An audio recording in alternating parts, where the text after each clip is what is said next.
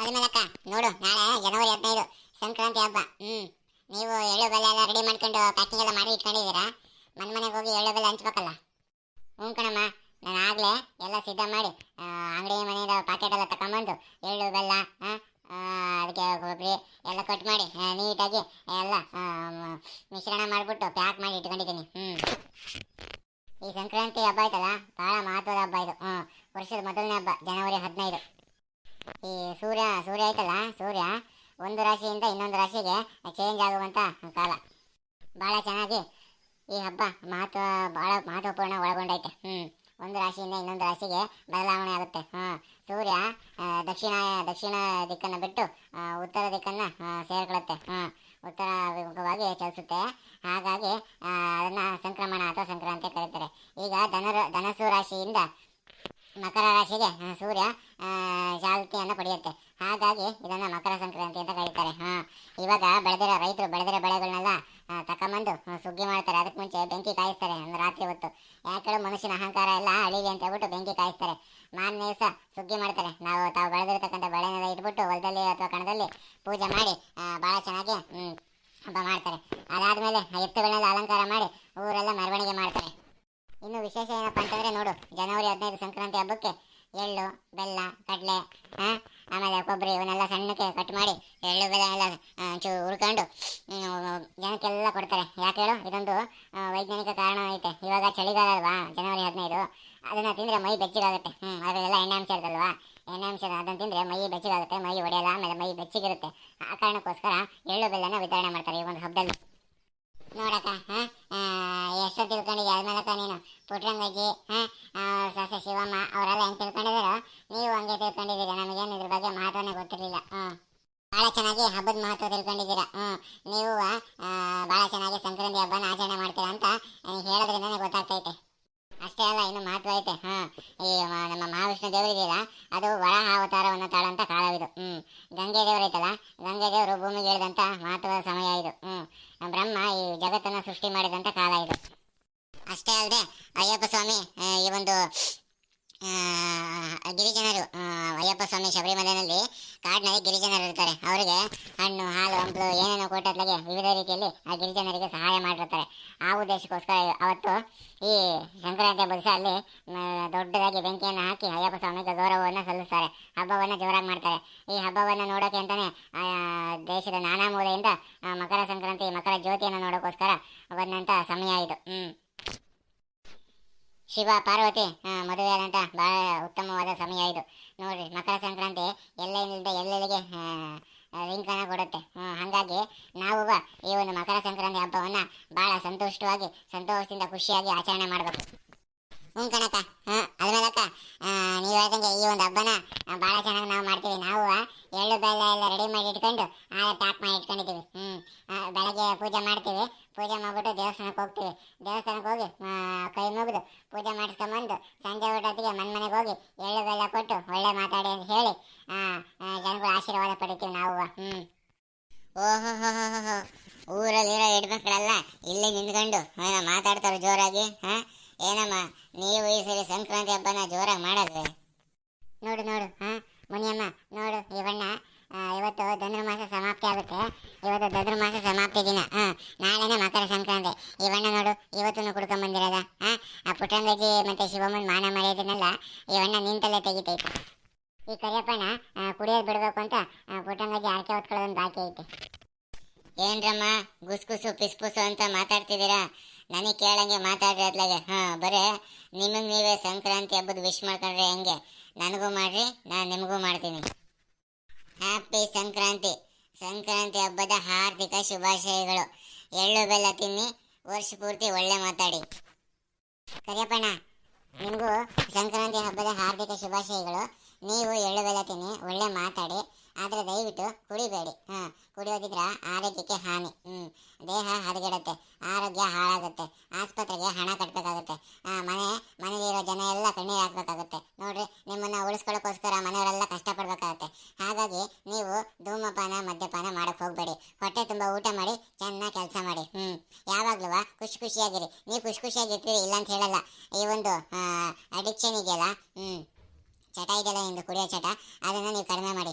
ಆದಷ್ಟು ಆದಷ್ಟು ನಿಮ್ಮ ಆರೋಗ್ಯ ತುಂಬ ಚೆನ್ನಾಗಿರಬೇಕು. ಯಾಕೆ ಹೇಳಿ, ನಿಮ್ಮಂಥವ್ರು ಊರಲ್ಲಿದ್ದರೆ ನಮಗೆ ಗೌರವ ತುಂಬ ಜಾಸ್ತಿ. ಹಾಗಾಗಿ ನೀವು ಯಾವುದೇ ರೀತಿ ಚಟಕ್ಕೆ ಬಲಿಯಾಗಬಾರ್ದು. Thank you for your compliment and suggestion. ಏನು ಮಾಡಲಿ ಅಲ್ಮೇಲಕ್ಕ, ಏನು ಮಾಡಲಿ ಹೇಳು ನಾನುವ.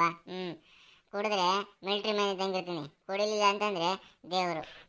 ನಾನು ಎಷ್ಟೋ ಸರಿ ಕುಡಿಬಾರ್ದು ಅಂದ್ಕೊಂತೀನಿ. ಏನು ಮಾಡೋದು, ದಿನಕ್ಕೆ 3 ಊಟ ಮಾಡ್ತೀವಲ್ಲ, ಆ ರೀತಿ ದಿನಕ್ಕೂ 90 ಹಾಕೋಬೇಕು ನಾನು. ಇಲ್ಲ ಅಂತಂದರೆ ನನ್ನ ಮನ್ಸಿಗೆ ನೆಮ್ಮದಿನೇ ಇರಲ್ಲ. ಈಗ ಹೋದ ತಿಂಗಳು ಒಂದು ತಿಂಗಳು ಬಿಟ್ಟಿದೆ ಅತ್ಲಾಗೆ. ಈ ಹೊಸ ವರ್ಷ ಶುರುವಾಯ್ತಲ್ಲ, ಆವಾಗಲೂ ಏನು ನಾನು ಪಾರ್ಟಿ ಗಿರ್ಟಿ ಏನು ಮಾಡೋಕ್ಕೆ ಹೋಗಲಿಲ್ಲ. ಎಲ್ಲರೂ ಮಾಡಿದ್ರು, ಅವ್ರ ಜೊತೆಗೆ ಇದ್ದೆ ಅಷ್ಟೇ. ನಾನು ಕುಡಿಯೋಕ್ಕೆ ಹೋಗಲಿಲ್ಲ, ಸಿಗರೇಟು ಬೀಡಿ ಏನು ಸೇರಲಿಲ್ಲ. ಇವತ್ತು ಯಾಕೋ ಒಂಚೂರು ಮೈಕೈ ನೋವಾದಂಗೆ ಆಗಿತ್ತು, ತೋಟದ ಕೆಲಸ ಮಾಡಿಬಿಟ್ಟು. ಹಂಗಾಗಿ ಒಂದೇ 90 ಹಾಕೊಂಡು ಬಂದಿದ್ದೀನಿ. ಆಯಿತು, ನೀವು ಹೇಳಿದ್ದು ಭಾಳ ಒಳ್ಳೆಯದೆ. ಆರೋಗ್ಯಕ್ಕೆ ಹಾನಿಕರ ಆಗುತ್ತೆ, ದೇಹ ಕೆಡುತ್ತೆ, ಆಸ್ಪತ್ರೆ ಸೇರ್ಕೊಂತೀವಿ, ಮನೆಯವರೆಲ್ಲ ಕಣ್ಣೀರು ಹಾಕ್ಬೇಕು.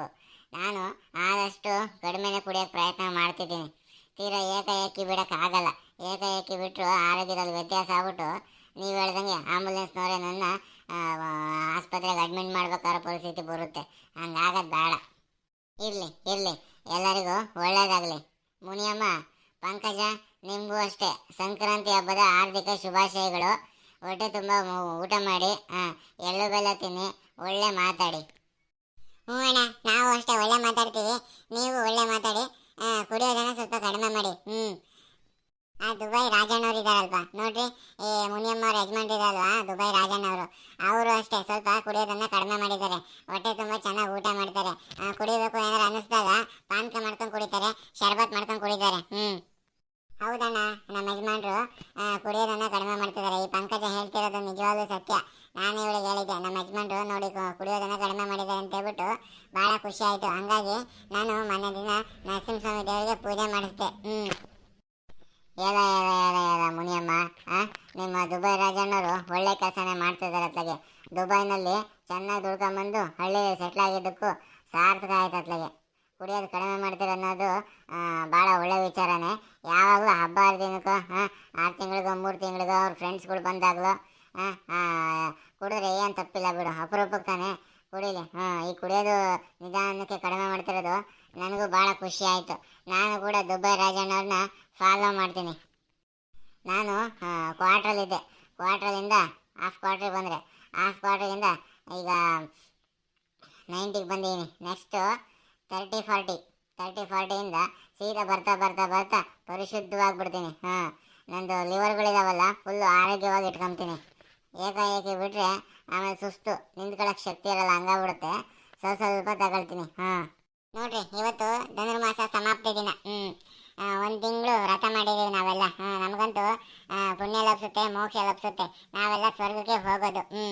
ನಾಳೆ ಬೆಳಗ್ಗೆ ಇದ್ರೆ ಸಂಕ್ರಾಂತಿ ಹಬ್ಬ. ನೀವು ನಾಳೆಯಿಂದನೇ ನೀವು ಸಂಕಲ್ಪ ಮಾಡಿ, ನಾನು ಕುಡಿಯೋದನ್ನು ಬಿಡ್ತೀನಿ ಅಂತ ಹೇಳ್ಬಿಟ್ಟು ಮಕರ ಸಂಕ್ರಾಂತಿ ಹಬ್ಬ ದಿವಸ ಈ ಒಂದು ಸಂಕಲ್ಪನ ಶುರು ಮಾಡಿರಿ. ನಿಮಗೆಲ್ಲ ಖಂಡಿತ ಒಳ್ಳೆಯದಾಗುತ್ತೆ. ದೇವರು ಕೂಡ ನಿಮ್ಮ ಜೊತೆ ನಿಲ್ಲುತ್ತೆ. ನಾವು ಪ್ರಾಮಾಣಿಕವಾಗಿ ಪರಿಶುದ್ಧವಾಗಿ ನಮ್ಮ ಕೆಲಸಗಳನ್ನ ನಾವು ಅಚ್ಚುಕಟ್ಟಾಗಿ ಮಾಡ್ಕೊಂಡು ಹೋಗ್ತಿದ್ದಾಗ ದೇವರು ಕೂಡ ನಮ್ಮ ಪರವಾಗಿ ನಿಲ್ಲುತ್ತೆ. ಕಣಮ್ಮ, ಕರೆಕ್ಟು. ನೀವೆಲ್ಲ ನಾಳೆ ಸಂಕ್ರಾಂತಿ ಹಬ್ಬ ಮಾಡ್ತೀರಲ್ವಾ, ನಾನು ಬೆಳಗ್ಗೆನೇ ಎದ್ಬಿಟ್ಟು ಸ್ನಾನ ಮಾಡಿ ದೇವಸ್ಥಾನಕ್ಕೆ ಹೋಗ್ತೀನಿ. ಆ ದೇವರಲ್ಲಿ ಬೇಡ್ಕೊಂತೀನಿ ನಾನು ಕುಡಿಯೋದನ್ನು ಕಡಿಮೆ ಮಾಡಬೇಕು. ಇಲ್ಲ ಅಂತಂದರೆ ದುಂದು ವೆಚ್ಚ, ಅನಾವಶ್ಯಕ ವೆಚ್ಚ, ಆರೋಗ್ಯಕ್ಕೆ ಹಾನಿ, ಮನೆಯವ್ರ ಮೇಲೆಲ್ಲ ಕೂಗಾಡೋದು, ಈ ರೀತಿ ಎಲ್ಲ ಅವಾಯ್ಡ್ ಆಗುತ್ತೆ. ಇಲ್ಲ ಅಂತಂದರೆ ನನ್ನ ಮನಸ್ಸಿಗೆ ನೆಮ್ಮದಿ ಇಲ್ದಂಗೆ ಆಗುತ್ತೆ. ಹೌದು, ಇದನ್ನೆಲ್ಲ ನಾನು ಸಂಕ್ರಾಂತಿ ಹಬ್ಬದ ದಿವಸದಿಂದನೇ ಶುರು ಮಾಡ್ತೀನಿ. ನಾಳೆ ನೀವೆಲ್ಲ ನರಸಿಂಹಸ್ವಾಮಿ ದೇವಸ್ಥಾನಕ್ಕೆ ಬರ್ತೀರಾ ಬೆಳಗ್ಗೆ, ಅಲ್ಲಿ ಬಂದ್ಬಿಟ್ಟು ಈ ಒಂದು ಎಳ್ಳು ಬೆಲೆನೆಲ್ಲ ವಿತರಣೆ ಮಾಡ್ತೀರಾ, ಹೌದಲ್ವಾ? ಪೂಜೆನೂ ಮಾಡಿಸಿರ ತಾನೆ? ಇದೇನ ಹಿಂಗೆ ಕೇಳ್ತೀಯ? ನಾನು ಅಲ್ಮೇಲಕ್ಕ, ಈ ಪಂಕಜ ಎಲ್ಲರೂ ಸಂಕ್ರಾಂತಿ ಹಬ್ಬನ ಭಾಳ ಜೋರಾಗಿ ಮಾಡ್ತೀವಿ. ಅಲ್ಲಿ ಬಂದಿರೋ ದೇವಸ್ಥಾನದಲ್ಲಿ ಬಂದಿರ್ತಾರಲ್ಲ ಭಕ್ತರಿಗೆ, ಅವ್ರಿಗೆಲ್ಲರಿಗೂ ಎಳ್ಳು ಬೆಲ್ಲ ಪ್ಯಾಕೆಟ್ನ ಕೊಟ್ಟು ಆಶೀರ್ವಾದ ತಗೊಂತೀವಿ ನಾವು. ವರ್ಷದ ಮೊದಲನೇ ಹಬ್ಬನ ಭಾಳ ಜೋರಾಗಿ ಮಾಡಬೇಕು ನಾವು. ನನಗೂ ಈ ಸಂಕ್ರಾಂತಿ ಹಬ್ಬದ ಮಹತ್ವ ಗೊತ್ತಿಲ್ಲ. ನಾನು ಮುನಿಯಮ್ಮ ಹಿಂಗೆ ಬಂದ್ವಾ, ಅಲ್ಮೇಲಕ್ಕನೇ ಹೇಳಿದ್ದು ನಮಗೆ ಸಂಕ್ರಾಂತಿ ಹಬ್ಬದ ಮಹತ್ವನ. ಭಾಳ ಚೆನ್ನಾಗಿ ಹೇಳ್ತು. ಈ ಸಂಕ್ರಾಂತಿ ಹಬ್ಬದ ಮಹತ್ವ ನಮ್ಗೆ ಗೊತ್ತಿರಲಿಲ್ಲ, ಭಾಳ ಚೆನ್ನಾಗಿ ಹೇಳ್ತು. ನಾವು ಭಾಳ ಚೆನ್ನಾಗಿ ತಿಳ್ಕೊಂಡ್ವಿ. ಅಲ್ಮೇಲಕ್ಕ ಬುದ್ಧಿವಂತರು, ಎಲ್ಲ ಹಬ್ಬದ ಮಹತ್ವನ ತಿಳ್ಕೊಂಡಿರ್ತಾರೆ. ಏನ್ರಪ್ಪ ವಿಡಿಯೋ ನೋಡ್ತಿರೋರು, ನಿಮಗೆ ಸಂಕ್ರಾಂತಿ ಹಬ್ಬದ ಹಾರ್ದಿಕ ಶುಭಾಶಯಗಳು. ಜೀವನದಲ್ಲಿ ಎಳ್ಳು ಬೆಲ್ಲ ತಿನ್ನಿ, ಒಳ್ಳೆ ಮಾತಾಡಿ. ನೋಡ್ರಿ, ವಿಡಿಯೋ ಇಷ್ಟ ಆಗಿದ್ರೆ ಶೇರ್ ಮಾಡ್ರಿ, ಲೈಕ್ ಮಾಡ್ರಿ, ಕಾಮೆಂಟ್ ಮಾಡ್ರಿ. ಇನ್ನೂ ಯಾರು ಮಲ್ನಾಡ್ ಮಗ ಯೂಟ್ಯೂಬ್ ಚಾನಲ್ನ ಸಬ್ಸ್ಕ್ರೈಬ್ ಮಾಡ್ಕೊಂಡಿದ್ರು ಅವರೆಲ್ಲ ಸಬ್ಸ್ಕ್ರೈಬ್ ಮಾಡ್ಕೊಳ್ರಿ. ಮತ್ತೊಮ್ಮೆ ನಾಡಿನ ಸಮಸ್ತ ಜನತೆಗೆ